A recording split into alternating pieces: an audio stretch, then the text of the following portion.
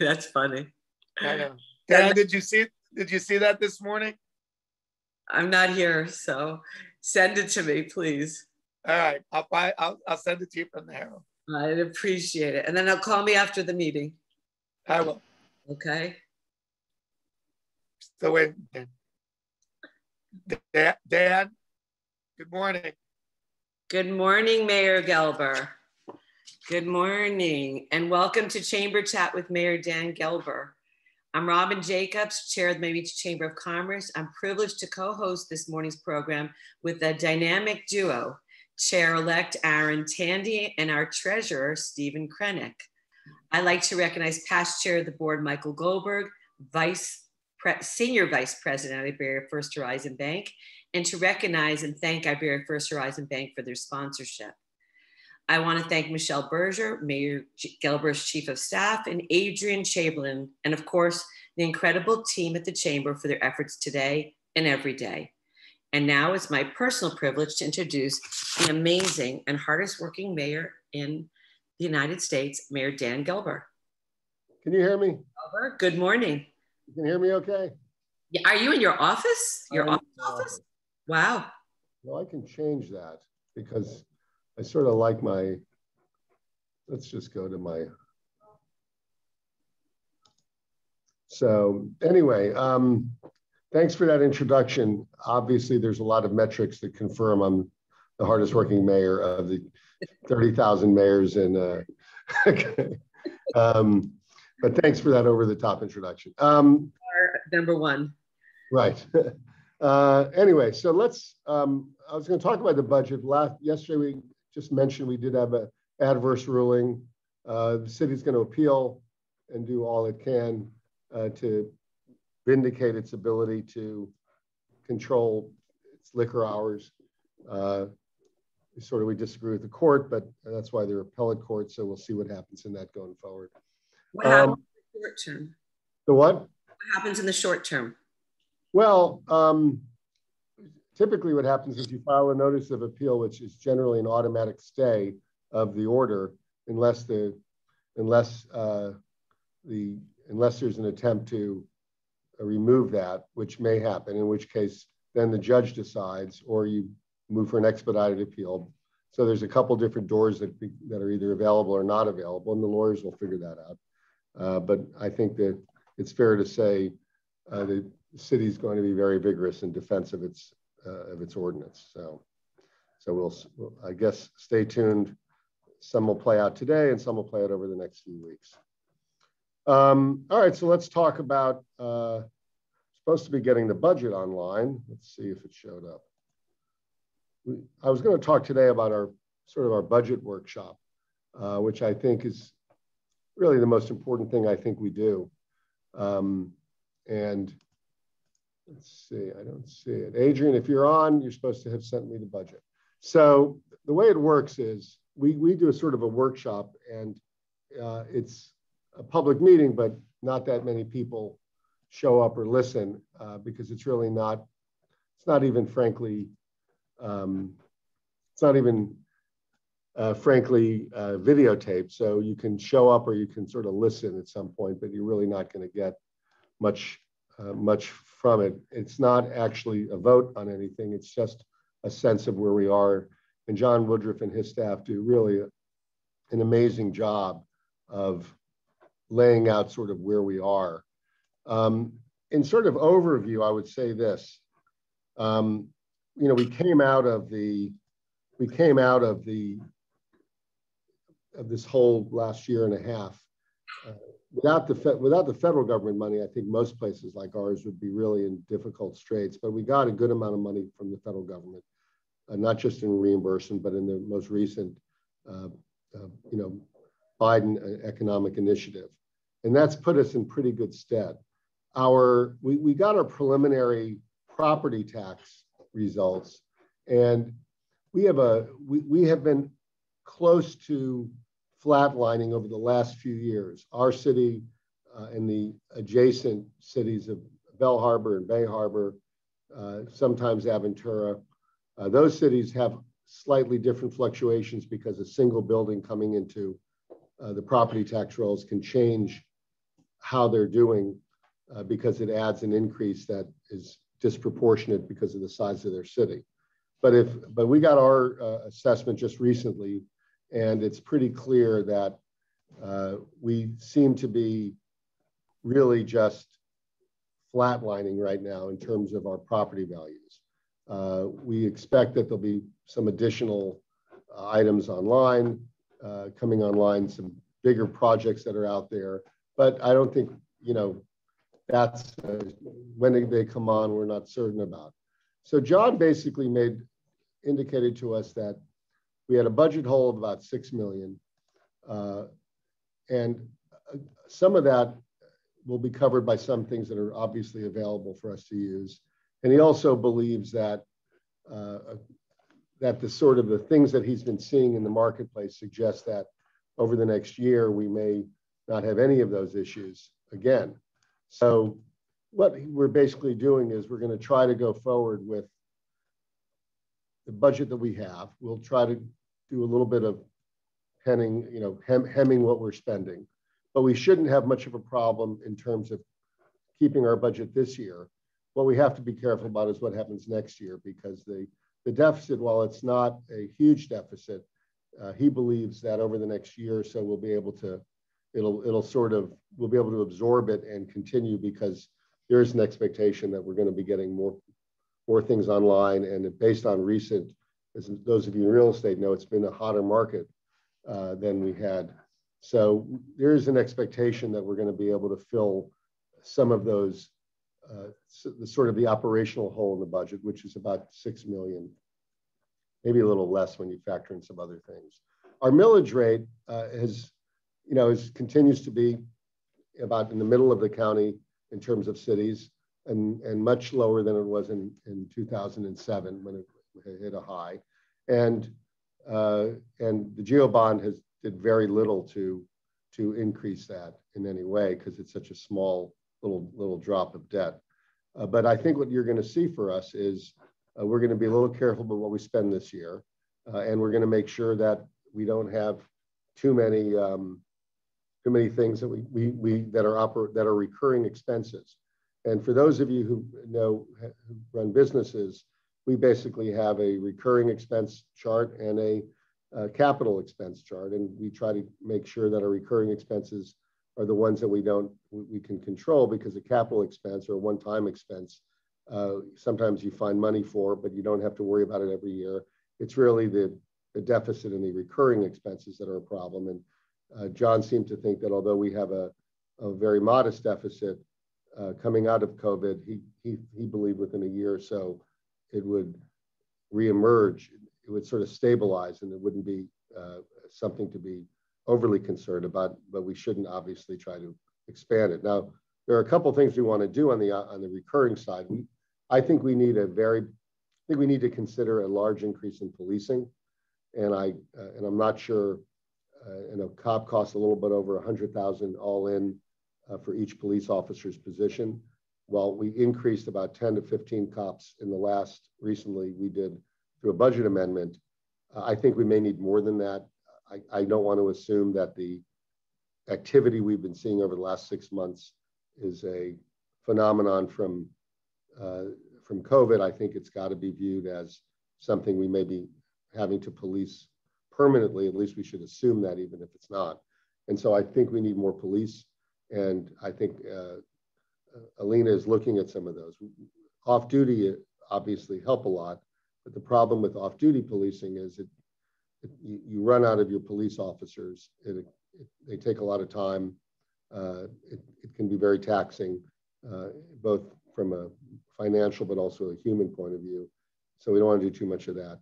One thing we did have I think a pretty good discussion about, and you all should be interested in this, is we have about a half a dozen city properties that we are considering putting up for sale. Some of them are smaller properties.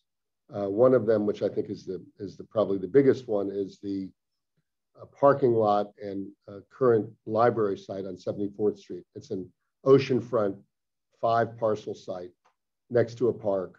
that we could sell because frankly, or reuse for something, because the only thing in it now, a parking lot and a library, are going to essentially be moved over to the new project on the 72nd Street parking lot, which was part of the GO bond. So we literally aren't going to have any utility for those lots. And so we've got to figure out what to do with it. We could control the development of it in a way that is consistent with the neighborhood and make sure it has some element of open space and green space that is on either side of it and in front of it, but that it really is essentially is a private enterprise of some type, maybe a commercial residential high rise similar to the size and floor plate of the buildings that are next to it or will be next to it with the project that's been approved on Ocean Terrace. So that's a very exciting idea. And I think it could, monetizing that, we thought maybe the lots could bring 50 or 60 million, but if we, depending upon what we gave by way of allowances to development, it could be higher than that. We don't want to do something that's inconsistent with the area, but we don't have to just say we'll make it a park, because there's literally a big park next to it. There's a huge park 3 blocks north and a big park coming 2 blocks south, and it's on and the project being worked on Ocean Terrace is sort of a park kind of area that's next to the boardwalk and the beach, which is also a big green space. So we could use it for some kind of development, and I think it makes sense to do that, but it's got to be something that fits the neighborhood. Other than that, I think our property value, we'll get the final property value in a couple months when they're certified by the property appraiser. The decrease was a 0.2% decrease, which was a little less than the decrease in Bell Harbor and Bay Harbor, but some areas out west are seeing very big increases because of lots of movement there and lots of new properties coming online, increasing not simply the value, but the amount of money.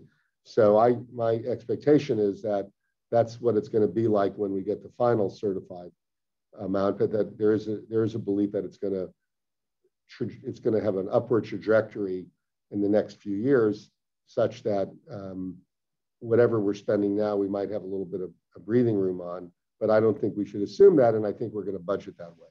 So that was really all that happened at the budget workshop. I'd like to have your questions on it, because I got some of the information in front of me, and I'm happy to answer whatever you'd like to know. Steve Krennick will go first. Steve is our treasurer. The toughest question of the day is our I don't know. I think the mayor did a good job of giving an overview. I mean, one thing I heard was about 70% of our budget is spent on public safety, and I know that's not just including police officers, but that's everything. Is that a normal? Obviously, we're a unique city, but is that a number? And you talk about potentially increasing police officers. Is that a number that we're comfortable with, or does it have to go up, go down? Well, it's police and fire. And so it's our first responders. I don't have an answer. I can't tell you, Steve, that I've looked at comparisons to other cities. I have, since I've been mayor, asked where we fit. And I've been told that we have a healthy ratio of police and first responders to residents. But the problem is, I'm not sure that our city can be judged by, there are very few cities that are sort of provide comparables. We're a city with 92,000 residents, and a potentially 300,000 on a Saturday night, or worse, or many more on a 3-day weekend. So either we've got to figure out how to have a stable police force that can handle that, or figure out how to get the kind of support we need. I have felt like some of these, and it used to be just the 3-day weekends, and then it just became spring break, but now it feels like it's an ongoing thing, not just those time periods. I feel like we're piecing together our policing with, paper clips and spit, basically. We're calling in, we had the school police here during the last 3-day holiday, helping out. I asked the county mayor, I think she sent hundreds of people here, frankly, between gang units and traffic officials. We get, the Gables, we get all these other police departments come here. but it doesn't feel like, it feels like it doesn't feel like we have enough of our own. And have come to the belief that off-duty is a very important aspect of our policing for this reason. People get very upset, our residents get very upset when they don't see police around. And they also want arrests to be made. And those are two very important things. And I agree we should have police around, and I agree we should be arresting people to make sure that there's order. Problem is, when you arrest somebody, an enormous surge of police from other areas goes to the arresting area, especially when it's a crowded evening. So you might not have 2 cops there, you might have 10 or 15, and they have to come from somewhere, and they're often gone for an hour or 2. When you have an off-duty cop assigned to what might be a hotspot, that man or woman is sticking around there the whole time and is a presence right where you want a police officer to be present. So, for instance, I know Prime 112 has an off-duty police officer there now. Joe's has always had one, by the way. Anyone who's gone to Joe's always sees the police officer standing outside there. And that presence actually does mean something. I think I did an ordinance last year that required late night bars to start to have them. I think that has to be something that is, always happens, because frankly, we've had trouble. We had to put in the ordinance, I think, that if we don't have enough cops available, you don't have to have them. And I think that's the challenge. We just don't have sufficient police to do both the job of the cops on duty and the overtime. So that's an issue that I think we have to deal with. But flexing from a quiet Tuesday night to a Saturday night, and changing your police force from, dealing with just some local issues to 300,000 people and, all over the entertainment district is just a very challenging thing. And our police have to be able to change and convert to that kind of police force. And I think we may need, I've asked Alina to sort of look at the metrics, and she is very metric based. So she's going to find out what we need, but I'm just not sure there are a lot of comparables, because not a lot of cities have these challenges. And honestly, even cities that might be tourist destinations, we've become, unfortunately, and I've said this a lot, a sort of a hard party destination. And that is an entirely different kind of policing that tends to be very, needs a lot of boots on the ground, so to speak. Aaron? Chair-elect Aaron Tandy. So, good morning. In the past, I know that we put money aside for the general fund reserves, but obviously with the pressure that we're facing on the budget, do you see that as an area where we're going to pause right now? Or do you still think that we need to put money aside for those projects? Well, our reserves versus capital, we have our main reserves are obviously general fund and resort taxes. And although we dipped into them extremely modestly, and a lot of it was recovered. I don't think we're going to have, I don't think we're going to ever want to really dip into our reserves in any meaningful way. We're a city that confronts hurricanes and things like that. So I don't think we're going to use reserves, certainly not for operational expenses that are recurring. We just can't do that in any way. Our reserves are still pretty high. I don't know if it's 20% or 18 or whatever it is, but we typically try to have a certain percent of the budget as a reserve. And we had I think we're up to 22 before COVID, and I don't know that we're much below it now. And the resort taxes are also coming back. So we're going to keep our reserves healthy because it's just fiscally important that we do that, because worst thing in the world would be to go into hurricane season and have depleted them for something else. Plus, I don't think we need to.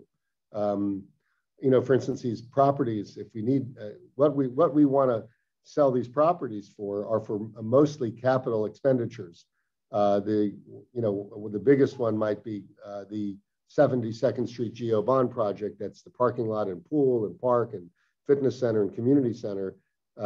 We thought we were 10 million below that, but it looks like we might be more than that. And so unless we want to reduce sort of the design build meaningfully, which I'd rather not do, we should sell one of those properties and fill in that hole. So the selling of the properties should only really go to capital, unless, of course, one of them is a sort of a rent or some kind of recurring revenue stream that lasts for decades, in which case we could assign it to labor, and I would suspect policing. And I'd love to see that because I think we got to just accept the fact that we need a lot more cops. I think our residents feel like there's not enough around. And the other thing that's emerged that is not something that shows up in a comparable to another city is, and this has really been, I think, the basis of the problem we've been confronting, is we have this very sort of, sometimes chaotic, but certainly difficult entertainment area that is now bordered by, we didn't have south of 5th 10, 15 years ago the way it is now. Even the Flamingo Park neighborhood and West Avenue have changed. And there are some residential areas coming on Ocean Drive that are already there, and more may come. So and frankly, Collins Park. So we have a lot of residential areas near what has become an entertainment only district. And that's requires a lot of policing, especially since so many of the visitors seem to be staying in the area we're talking about. We've got a lot of Airbnbs in the Flamingo Park area, which means that while it's a residential community, there's a lot of people walking around who are not neighbors there, but people at maybe paying very little for a room, and so clearly that area needs more help as well. So I think the changes in the community and frankly, the evolution of the entertainment district has created policing challenges that I don't know that we are currently, with our current force, fully able to meet. I worry about that, and I think it's something we've got to really focus on. It's more than all the other stuff we do. It's the most important thing we do. Steve, one last question. Do we want to see if anyone has a question from the group? Well, I got a question earlier in the day, unrelated to the budget, about vaccinations and testing at the convention center. If you could give us an update on testing first, and the drive-up testing, the PCR, and how long that will go on for, and vaccination. When is that done? 25th or sooner. Yeah, the state and basically everybody's getting out of both I think, Michelle, I see you over there, both the county and the state are getting out of the business. So June 25th, I think you're going to see, and I'll put out something pretty soon. The city will put something out because we'll see if we can find any private vendors who may do something. But I think you have to expect that by June 25th, both the walk-up vaccination, Michelle, as well as the drive-up testing will be complete. We'll secure the time frame, but the state wants to get out of it, and therefore the county might not be able to sustain it anymore. And they're going to, the private industry delivery model of Walgreens or CVS or what have you, and that's going to be how the vaccines are delivered. Wow. So you'll keep us updated when we have an clear idea when they'll be discontinued. Are you going to continue the program going to businesses to vaccinate? I believe so, at least until then. Till June 25th. And if listen, a lot of our pop-up vaccinations have been us just asking the state to make them available to us. So, if the state is willing to do it, we certainly want it. I looked at I put in my sort of the video message I do every week or two now, our data points. Our city really has done a phenomenal job on vaccinations. Although I obviously have to question the data because our seniors, according to the Department of Health, are 108% of them have been vaccinated. So I'm pretty certain that we don't have 108%. I don't know where that came from, but I'm imagining there are some out of the country. Well, they're probably seasonal residents, but I guess the point is our seniors are almost entirely vaccinated because I just don't know many that are not. And even our above 12 population is probably 70 or 80% at this point. So, you know, the idea of herd immunity, I think our city has hit it by residents. I'm not sure our businesses have, and certainly our guests have not. And we can't control the guests. We can urge the businesses to do it, the employees who are here. And I think by and large, they've been pretty good about it. The county is a little bit higher than the state, and we are higher than the county. Let me just tell you, on almost every metric, our residents, and I think in my next statement, I'll sort of show the differences. Our residents were amazing during this last year and a half. They're rules followers by and large. You know, I ask for all of the morbidity data, and I think we've had 98 deaths in our city, which is a huge number. But when the death rate in the county, I think is 240 out of 100,000 or higher, and I think it's 180 statewide out of 100,000. So we are 80% less than the state, and a full less than, 120% less than the county we are in. And I think that's really entirely because our residents, and I think you all know this, tend to take this stuff seriously. They inform themselves, but over the course of the last year and a half, they really comported themselves in a way. And even though we are in an area where by every other sort of criteria, we should have not done well. We got a lot of commercial residential properties. We have a lot of seniors. We have a lot of visitors, more than almost any city our size. And still our infection and death rate was substantially lower than the surrounding community and the surrounding state. And I think that's just because our residents really took this thing very seriously.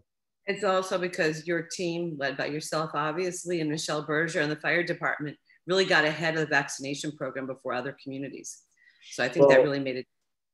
I appreciate that, but we have a great team. I mean, when the chief said, I want to rent a hyper cold refrigerator, 6 months before the vaccine was available, and he explained to me that why I was like, that's pretty brilliant. So I give full props to our city staff who really thought this through and tried to do everything they could.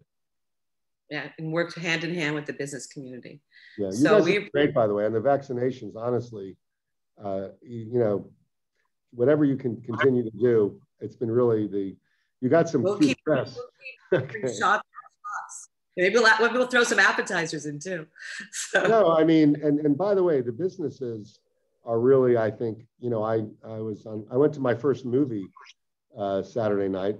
I would recommend Cruella to anyone, even if you can bring a child to pretend like that's why you're going, but you can go with just adults and you'll find it very entertaining. I did bring a child in case anybody saw me go. Are we serving refreshments?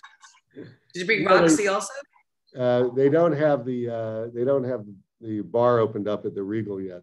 So if you want that experience. When the bar opens, we know we're home. We know we're home free. Well, listen, that's our message. I mean, people still not sure about masks yet, and most businesses are asking you to wear masks. I went down Lincoln Road to a bunch of just to see what people were doing, and people are doing it. But I think, there's a lot of a lot of this is sort of self-policed at this point. But our city has been very good. I mean, it's been awesome. Thank you for everything. Gelber, tell me other questions. Otherwise, we look forward to seeing Mayor Gelber next Tuesday on Chamber Chat. All right, guys, have a good week. Thank you. Bye. Thank you. And just everyone remember, go see Cruella. Okay, shameless plug for our theater. I want to remind everyone today at 12 o'clock, with the Aventura Marketing Council, we have a virtual event with former NFL players giving back during the COVID challenges, emceed by Jim Berry, I'm sorry. And we have a speed networking and workshop this Wednesday, June 9th from 12 to 1:30 with Arathi Ramappa, executive coach and management consultant. And this Thursday, January 10th from 12 to 1, June 10th, 12 to 1, we have Health and Wellness Council. Keep your brain young and healthy forever. That's funny, me saying January instead of June. With the director of the Mount Sinai Wien Center for Alzheimer's Disease and Memory Disorders, co-chaired by Mia Medavia. And we look forward to seeing you next week on Chamber Chat. Thank you. Take care. Thank you, my co-host this morning. Goodbye. Bye, everyone.